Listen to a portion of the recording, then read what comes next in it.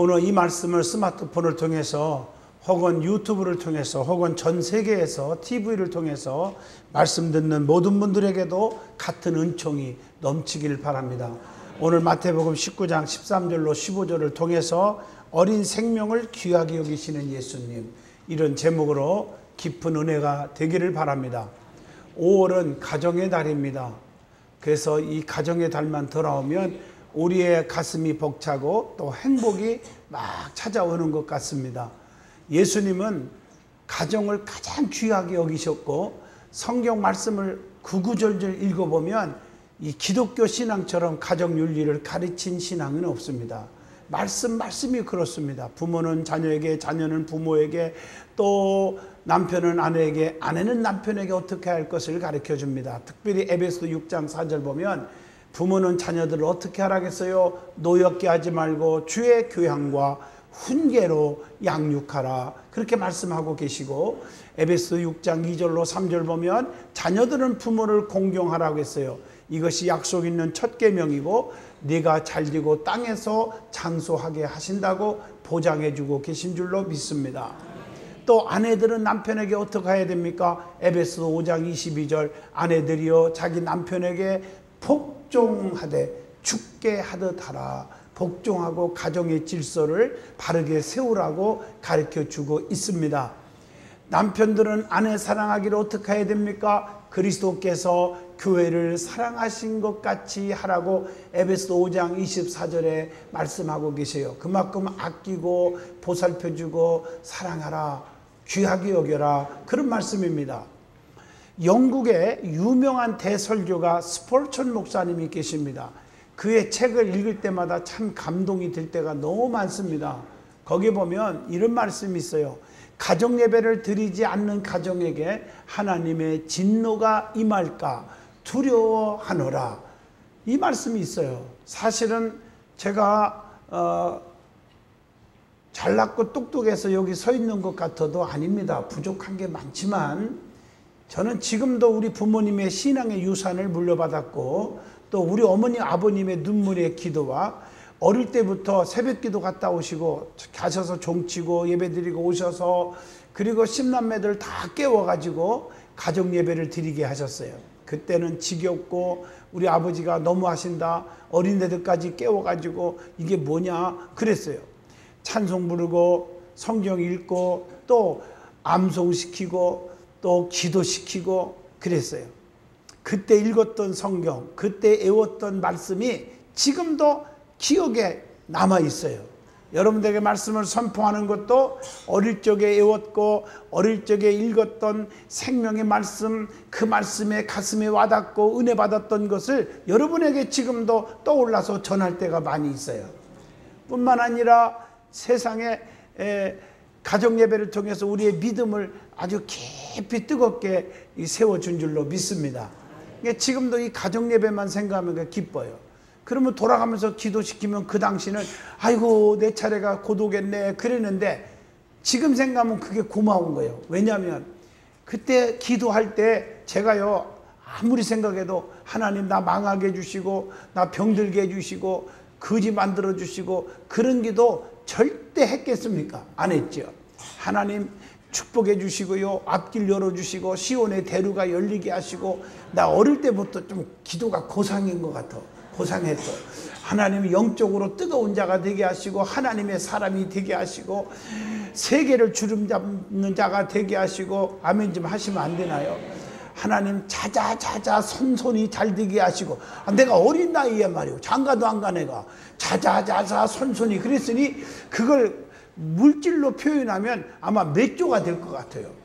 그 기도를 지금 다 제가, 기도는 심는 거니까 심으면 다 때가 되면 거두잖아요. 제가 지금 그것을 받고 있는 것 같아요. 여러분들이 지금 예배 드릴 때 그냥 습관적으로 앉아 있는 것 같아도 이 말씀의 축복, 또 기도할 때, 찬송할 때, 찬송도 가사가 있는 기도니까 그 예배를 통해서 여러분이 지금 심고 있는 거예요. 다 하나님께서 보상해주고 책임져주고 갚아주는 날이 반드시 올 것입니다.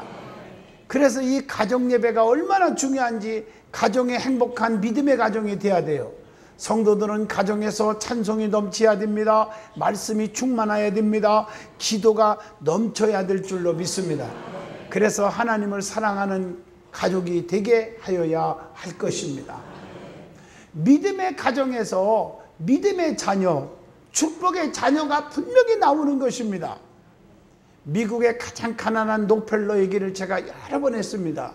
아주 가난한 록펠러에게 어머님이 죽기 전에 10가지 유언을 하시지요. 그게 록펠러 10계명인데 그 유언을 다 붙잡고 가난하지만 말씀 생활, 기도 생활, 찬양 생활, 남을 구제하는 일 열심히 했더니 30대의 백만장자, 40대의 미국의 거부, 50대의 세계의 최고 거부, 그래서 99가지 건강하게 장수로 살다가 하나님의 부르심을 받은 줄로 믿습니다.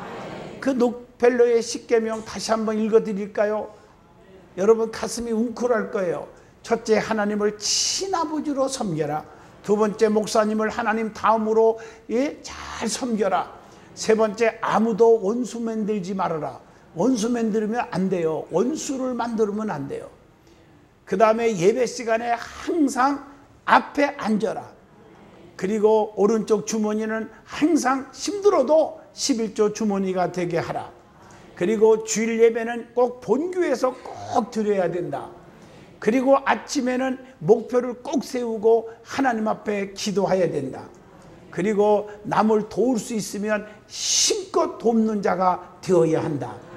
그리고 아침에는 하나님 말씀을 꼭 읽어야 된다. 잠자리에 들기 전에는 하루를 반성하고 하나님께 기도하라. 이렇게 10가지가 뭐 힘들으면 힘든다고 할 수 있고 또 쉽다면 쉽을 수 있어요. 열심히 마음을 가지면 되거든. 믿음으로. 록펠러가 이 말씀대로 순종하고 살아서 하나님의 은총을 받은 줄로 믿습니다. 오늘은 어린이 주일로 지킵니다. 예수님은 어린 생명을 얼마나 귀하게 여기셨는지 오늘 말씀을 통해서 찾을 수가 있어요. 오늘 본문을 보면 어린아이를 내게 오는 것을 절대로 금하지 말라 하시고 안수기도까지 하시면서 축복을 해주셨어요. 하나님, 예수님께서. 왜냐하면 예수님이 평상시에 한 생명이 천하보다 귀하다 입술로만 한 게 아니라 실제로 한 생명이 천하보다 귀하게 여기시고 예수님은 한 생명이 천하보다 귀하다 하시면서 축복하신 줄로 믿습니다. 오늘 어린 생명을 귀하게 여기시는 예수님, 오늘 이 제목으로 저와 같이 깨닫고 은혜 받고 복 받는 시간 되기를 바랍니다. 성경에 보면 어린아이를 통해서 교훈하고 있는 말씀이 여러 말씀들이 있어요. 그걸 한번 찾아보겠습니다. 어린아이를 예수님께서 축복하시는 그 예수님의 모습을 말씀을 통해서 볼 수가 있습니다. 본문 14절에 보면 어린아이를 용납하고 내게 오는 것을 금하지 말라. 천국이 이런 사람의 것이니라. 어린아이를 내게 오는 것을 금하지 말라 하시면서 안수기도까지 하셨던 모습을 봅니다. 마태복음 18장 4절 보면 누구든지 어린아이와 같이 자기를 낮추는 자는 천국에서 큰 자라. 이렇게 또 말씀하시기도 하시고, 또 마태복음 18장 3절 보면 어린아이와 같이 되지 않으면 결단코 천국에 갈 수가 없다 그랬어요. 그래서 우리가 신앙생활도 어린아이로 비유하면서 그렇게 순수하고 복음을 전하는 게 부끄러운 게 아니잖아요. 어린아이와 같이 돼야 돼요. 사랑하는 성도 여러분, 어린아이와 같이 되지 않으면 결단코 천국에 갈 수가 없다. 목에 힘주고 교만하지 말고 어린아이와 같이 되라. 어린아이 하나라도 그 다음에 실족게 하면 연자 맷돌을 그 목에 달아서 깊은 바다에 빠뜨리는 편이 나을 것이다. 마가복음 9장 42절에 그렇게 말씀했어요. 그러니까 어린아이 하나라도 없인 여기거나 짓밟지 말란 말이에요. 그래서 내 뱃속에 난 자식일지라도 부모들아 자녀들을 노엽게 하지 말으라 이렇게 표현하고 있는 줄로 믿습니다. 누가복음 23장 28절에 보면 예수님께서 이렇게 말씀하셨어요. 나를 위해서 울지 말고 너의 자녀들을 위해서 울으라. 그렇게 말씀하고 계세요. 여러분, 자녀들을 위해서 울으시기를 바랍니다. 자녀를 위해서 기도하고 신경 쓰란 말이에요. 믿음의 자녀가 돼야 될 거 아니에요. 예수 믿지 않고 영원한 멸망으로 달려가는 정말 자녀들을 위해서 기도하고 울으란 말이에요. 그게 굉장히 중요해요. 애들이 공부 많이 하고 많이 가졌고 잘났고 그게 중요한 게 아니란 말이에요. 자녀를 위해서 기도해야 될 줄로 믿습니다. 나는 지금도 죄송하지만 우리 아들 둘 있지만 미국에 공부할 때마다 하나님 앞에 기도하지 않겠어요? 제가요. 하나님 우리 자녀들요 A+ 맞게 하시고요, 우등생이 되게 하시고요, 우리 자식들이요 부자가 되게 하시고요, 지금 또 이제 대학 졸업하고 미국에서 직장 다니지만 하나님 연봉이요 1,000억이 되게 해주시고요. 제가 그렇게 기도한 적이 진짜 없습니다. 하나님 아버지 우리 자녀들이 하나님을 두려워하는 자녀가 되게 해주시고 하나님을 제일로 사랑하게 하시고 하나님의 자녀가 되게 해주세요. 그래서 항상 장가 갈 때도 애모를 보지 말고 믿음 보게 하여 주시옵소서. 얼굴이 조금 그렇게 크게 이쁘지 않아도 콩깍지가 낀 것처럼 아주 믿음이 좋고 하나님을 사랑하는 딸이라면 그냥 최고 이쁜 얼굴로 보이게 만들어 주시옵소서. 그렇게 기도를 했어요. 그게 진짜 기도 아니겠어요? 자녀들을 위해서 울으라고 그랬어요. 예수님이 기도해야 될 거 아닙니까? 그러면 성경 말씀에도 보면 어린아이를 비유해서 주시는 말씀이 참 많이 있잖아요. 로마서 11장 36절에 자녀들은 하나님이 주신 선물입니다. 시편 127편 3절 자녀들은 하나님이 주신 기업이요 태의 열매요. 그 다음에 뭐라 하겠습니까? 상급이라 이렇게 말씀하고 계세요. 또 마가복음 9장 37절에 보면은 누구든지 어린아이를 영접하면 주님을 영접한 것 같이 축복 주신다고 그랬고요. 마태복음 21장 15절에 보면 어린아이들이 예수님이 마지막 예루살렘 입성하실 때에 어린아이들이 나와가지고 호산나 호산나 다윗의 자손이 하고 찬송을 했다고 그렇게 기록하고 있습니다. 우리 예수님은요 이런 어린아이들을 사랑하셨어요. 원래 성경을 보면 우리 예수님은요 의로운 자들, 부자들, 멋있는 사람들을 사랑한 게 아니에요. 우리 예수님은 항상 약하고 가난하고 어린아이 같고 이런 자들 편에 서 있는 것을 볼 수가 있어요. 그래서 강한 자보다 약한 자, 어른보다 어린아이들을 주님이 선택하신 말씀들이 수도 없이 나와요. 자, 마태복음 18장 3절 보면 예수님은 어른보다 어린아이를 먼저 선택한 내용이 나와요. 또 뿐만 아니라 마태복음 11장 25절 보면요 예수님은 유식한 자보다 무식한 자들을 먼저 선택하셨어요. 또 고린도전서 1장 28절 보면 예수님은 높은 자보다 낮은 자들을 먼저 선택하신 줄로 믿습니다. 고린도전서 1장 28절 보면 하나님께서 세상에 천한 것들과 멸시받는 것들과 없는 것들을 택하사 있는 것들을 폐하려 하시나니 가진 자보다 없는 자들을 먼저 선택하시고 축복을 주어서 가진 자로 만들어 주시는 거예요. 저희 교회도 가난하고 다 망해갖고 오셔가지고 엎드려 기도해서 진짜 축복받은 분들이 우리 교회 안에 무척 많습니다.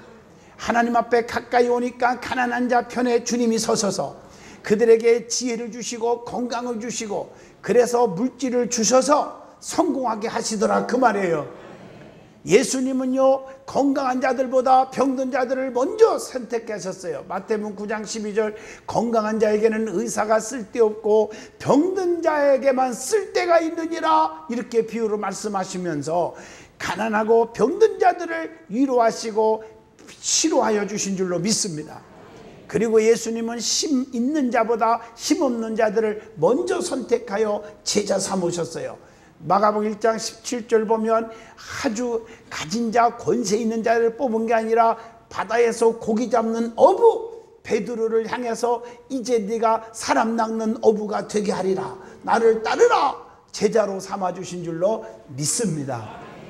저같이 내 고향이 충청남도 논산군 성두면 3월 210번지인데 지금 우리 고향에 가도요 버스도 안 다니는 촌구석이에요. 그런 데서 나를 뽑아가지고 훈련시켜서 연단을 거치게 하셔가지고 이렇게 귀하고 사랑스럽고 좋은 여러분 성도들 앞에 말씀을 전하는 목사로 삼아 주셨어요. 생각만 해도 기쁘고 감사할 것뿐이에요. 할렐루야. 우리 예수님은 지혜 있는 자보다 미련한 자들을 먼저 선택하여 쓰신 줄로 믿습니다. 고린도전서 1장 27절의 말씀입니다. 예수님은 강한 자보다 약한 자를 선택하신 그 말씀, 예수님은 큰 자보다 작은 자들을 먼저 선택하신 말씀, 마태복음 10장 42절 기억하셔야 됩니다. 그래서 어린아이를 통해서 상급도 주시고 천국의 비밀을 설명할 정도로 소중히 여기셨던 것을 믿으시기를 바랍니다. 그러면 우리가 유엔 헌장에 보면요 아동의 권리 7개 조항이 있어요. 모르는 분들이 많더라고요. 그러니까 애들을 학대하고 함부로 하는 거예요. 큰일 나요. 유엔 헌장에 기록되어 있는 거 한번 읽어볼까요? 건강의 권리, 공포에서 벗어날 권리, 교육받을 권리, 먹을 수 있는 권리, 환영받을 권리, 안전을 보장받을 권리, 즐겁게 지낼 수 있는 권리, 이렇게 7가지가 있어요. 유엔에 나온 유엔 헌장처럼 모든 사람들이 한결같이 어린이들을 존중하고 귀하게 여기고 기도해 줘야 될 줄로 믿습니다. 우리나라에도 보면요 어린이 헌장이 이미 있어요. 그런데 이걸 자꾸 가르쳐 주지도 않아요. 모르는 자들이 많아요. 그래서 문제가 생기는 거예요. 우리나라의 어린이 헌장 읽어보면요 첫째, 어린이는 인간으로서 존중하여야 하며 사회의 한 사람으로서 올바르게 키워야 한다. 두 번째, 어린이는 튼튼하게 낳아서 가정과 사회에서 참된 애정으로 교육을 하여야 한다. 세 번째, 어린이에게 마음껏 놀고 공부할 수 있는 시설과 환경을 마련해 줘야 된다. 더 중요한 것은 네 번째는 어린이에게 공부나 일이 몸과 마음에 짐이 되지 않도록 해야 한다는 거예요. 오늘날 그렇습니까? 어떤 분은요 학교 끝나는 시간 맞춰서 차 가지고 가가지고 애들 태워가지고 이 시간은 무슨 학원, 이 시간은 이 학원, 저 학원, 오 학원, 유 학원, 애들을 정신없이 만드는. 그러니까 애들이요 공부벌레를 만들어 놓고 정서적인 건 다 뒷전이고 영적인 것은 다 뒷전이요. 심지어 어떤 분은 중직의 딸들이요 고등부 예배 안 나오니까 부장이 왜 안 나오는데요? 권사님 나오게 해주세요 했더니 아이고 봐주세요 고3이에요 그래서 기절하려다 말았다고 하더라고요. 그 앞길이 열릴 줄 아십니까? 그 속에 예수가 있어야 길이 열려요. 애들에게 성령에 충만하게 만들어주는 게 최고의 축복의 지름길인 줄로 믿습니다. 미국 같은 나라는 참 좋은 나라예요. 그런 거 보면 고등학교까지는요 애들요 그렇게 코피 터지도록 공부 안 해요. 그런다고 놀기만 하느냐? 그렇지도 않아요. 열심히 공부도 하지만 우리나라처럼 그렇게 힘들게 하지 않아요. 체육도 하게 하고 그냥 애들에게 쉬게도 하고 다 이렇게 하는데 대학교 들어가서 그때부터 공부하는 거예요. 그래서 졸업하기가 쉬운 게 아니에요. 우리 아들도 보면 고등학교 졸업하고 대학 들어가서는 밤 11시 12시에 전화해도요 책상 앉아서 공부하고 있더라고요. 그렇게 해야 따라가고 학점 받아서 졸업한대요. 그러니까 졸업 잘했잖아요 우리 아들이요. 좀 하면 해주면 안 돼요? 우리나라는 정서적으로 정말 키워야 할 때에 애들에게 공부벌레로 만들어버린단 말이에요. 정서적으로 전부 다운시켜버려요. 그러니까 전 세계에서 우리나라가 안 좋은 이미지를 갖고 사는 거예요. OECD 국가에서 술, 그 양주 소비율이 1위, 자살률 1위. 이게 웬일이에요? 안 좋은 면에서 왜 이렇게 1위만 달리는지 몰라요. 폭력 1위. 왜 그렇습니까? 여러분 우리 믿음의 사람들은 이거 깨닫기를 바랍니다. 그리고 5번째, 어린아이가 위험한 때에 맨 먼저 구출해야 된다 그랬어요. 헌장에. 이 헌장을 안 가르치니까 세월호 사건 같이 이런 일이 생기는 거예요. 얼마나 가슴 아프냔 말이에요. 애들을 위험해서부터 건져줘야 되는데 가슴이 아프잖아요. 이런 헌장들을 교육을 시켰어야 된다 이 말이에요. 어린아이에게 어떤 경우라도 악용의 대상이 되어서는 안 된다는 거예요. 그리고 7번째, 굶주린 어린이는 먹여야 하고 병든 어린이는 치료해야 되고 신체와 정신에 결함이 있는 어린이는 도와줘야 한다고 그랬어요. 그래서 우리 어른들이 애들을 그렇게 보살펴 줘야 돼요. 나는 지금도 잊을 수 없는 게 어린 나이에 이 소고기 기름 한 방울만 국물에 떠도요 대박이었어 우리 때는요. 근데 그때 당시에 유행어가 있었어요. 뭐냐면 건디기라고. 그게 표준어인지 사투리인지는 몰라도 건디기. 소고기 한 첩만 딱 뜨면요 대박이에요. 그러니까 우리 어머님이 그걸 딱 건져가지고 막둥이인 저에게 먹어라 그러는 거예요. 그래서 어머니나 잡수세요. 그랬더니 내가 어릴 때부터 착했던 것 같아요.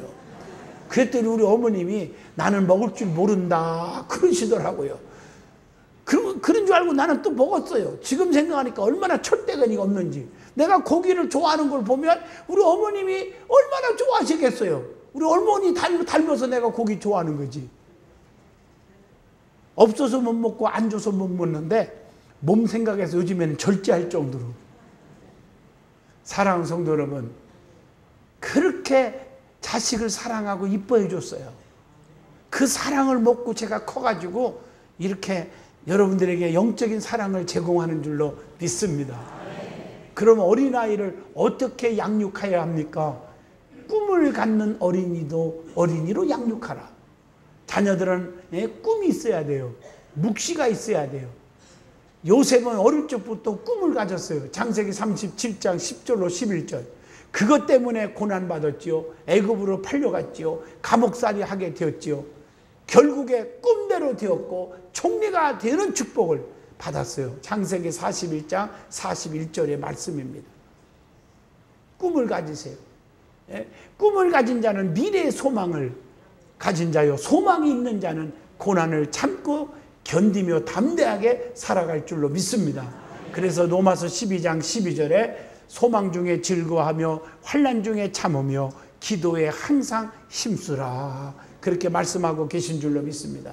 그래서 부모들은 자녀들에게요 항상 기도해야 돼요. 어떤 부모가요 아기를요 미숙아로 태어났어요. 그래서 애가요 잘 말도 못하고 흐리흐리한데요 남들이 막 손가락질하고 미숙아라고.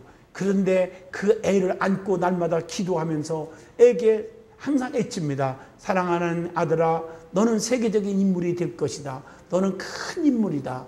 너는 성공한다. 너는 축복받는다. 그리고 계속 축복을 빌어주고 기도해주고 그렇게 선포했더니요 세계적인 인물이 되더라는 겁니다. 꿈을 넣어주시고 축복을 빌어주시기를 바랍니다. 자식이 잘 되는 방법이 있습니다.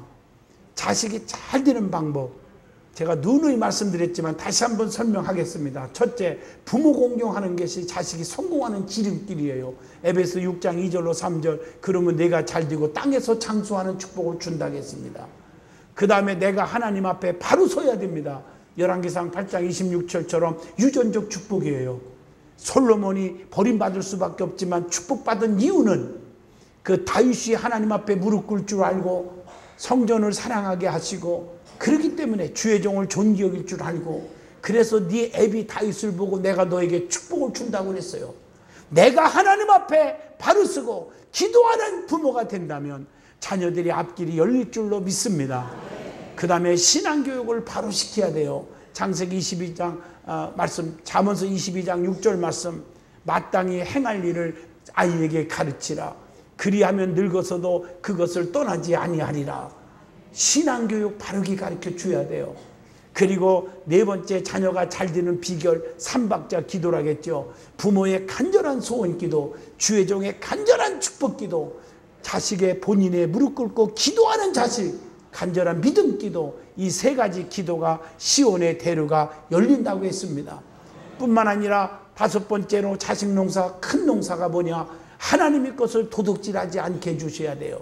성경에 보면 하나님 것 도둑질이 뭐예요? 네 가지가 있지요. 고린도전서 10장 31절 영광 도둑질하면 안 돼요. 모든 영광은 하나님 거예요. 그리고 출애굽기 20장 8절 아무리 힘든 일이 있어도 주일은 도둑질하는 게 아니에요. 주일은 주님의 날이에요. 세 번째 말라기 3장 10절 10분의 1은 하나님 거예요. 11조는 하셔야 될 줄로 믿습니다. 여러분 쓴소리는 담임 목사기 때문에 해주는 거예요. 그게 약이기 때문에. 수입의 11조는 거의 다 하는데 이익의 11조는 안 해요. 뭔가 팔았으면 이익이 남았으면 11조를 하셔야 그 다음부터 재산이 늘어나는 거예요. 그 다음에 첫 열매 도둑질 출애굽기 23장 19절 첫 열매는 하나님 것인 줄로 믿습니다. 그 다음에 마가복음 12장 30절로 31절 보면 큰 계명을 가르쳐야 합니다. 큰 계명, 자녀들에게 큰 계명을 가르치십시오. 그게 뭘까요? 마가복음 12장 30절 마음을 다하고 뜻을 다하고 목숨을 다해서 하나님을 사랑하라는 거예요. 그것이 두 번째는 뭐냐? 두 번째는 이웃을 내 몸과 같이 사랑하라. 이거보다 더 큰 계명이 없느니라. 마가복음 12장 31절입니다. 그리고 큰 계명을 지키면 다른 계명도 다 지키는 자가 되는 것입니다. 십계명은 그래서 크게 나누면 두 가지지요. 위로 하나님을 사랑하라. 그 다음에 좌우로 이웃을 사랑하라는 거예요. 더 귀하게 여긴다면 하라는 계명 4계명과 5계명 나머지 8가지 말라는 거예요. 하라는 건 하고 하지 말라는 거 안 하는 거, 이것이 계명인 줄로 믿습니다. 그래서 요한일서 5장 3절에 내 계명을 지키는 자가 나를 사랑하는 자니라. 나를 사랑하는 자는 내 계명을 지킨다고 그렇게 말씀하고 계신 줄로 믿습니다. 그러면 계명을 지키는 자는 하나님이 책임져 주시는데 어떻게 책임져 주시느냐? 시편 112편 1절에 복을 주십니다. 계명을 크게 즐거워하는 자는 복이 있도다 그랬어요. 그 다음에 시편 112편 3절에 자자손손 후손이 잘되게 해주신다. 잠언서 8장 17절로 22절 부유와 재물의 복이 따라오게 해주신다고 그랬어요. 뿐만 아니라 시편 112편 3절 로마서 3장 21절로 22절에 보면 예수님을 믿는 믿음의 의가 영원한 복을 얻게 해주신다 약속하신 줄로 믿습니다. 뿐만 아니라 시편 112편 4절에 정직한 자에게는 흑암 중에 빛이 일어나나니 그는 자비롭고 긍휼이 많으며 의로움이니로다. 흑암 중에 빛이 일어나는 복을 받을 줄로 믿습니다. 그 다음에 시편 122편 6절에 보니까 그는 영원히 흔들리지 아니하여 의인은 영원히 기억되리로다. 영원히 흔들리지 않게 복을 주실 줄로 믿습니다. 여러분들이 흔들리지 않는 복을 받으시기를 축원합니다. 결론입니다. 자식은 하나님이 주신 기업이요 열매요 상급입니다. 자식이 잘됨으로 나도 잘되고 기쁘고 행복한 것입니다. 자녀들이 하나님을 공경하고 잘됨으로 하나님의 나라가 확장되는 것입니다. 이런 생명을 귀하게 여기신 예수님처럼 우리도 어린 생명을 귀하게 여기고 다 예수 만나게 하시고 성령 충만하게 하셔야 합니다. 그래서 거듭나게 하셔야 다 천국 백성이 될 줄로 믿습니다. 저와 여러분의 자손이 잘 되는 축복이 임하기를 주의 이름으로 축원을 드립니다. 하나님은 지금도 자녀들을 사랑하시고 지금도 축복하시고 계십니다. 자자손손이 하나님 잘 믿는 자녀들, 여러분의 가정에도 행복이 넘치는 가정이 될 수 있기를 축원드리겠습니다.